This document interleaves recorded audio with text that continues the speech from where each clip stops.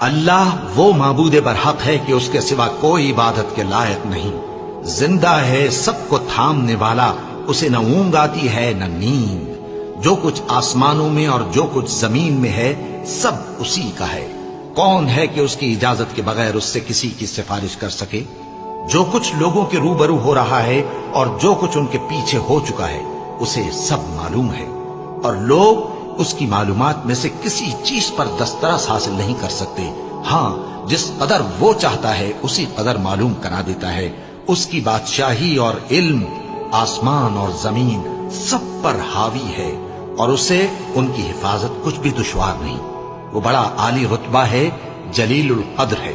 آیت الکرسی ایک لمبی آیت جیسے آیت البر ایک لمبی آیت تھی، اور اس کو حضور نے فرمایا ہے سیدۃ آیات القرآن، پورے قرآن مجید کی آیات کی سردار ہے۔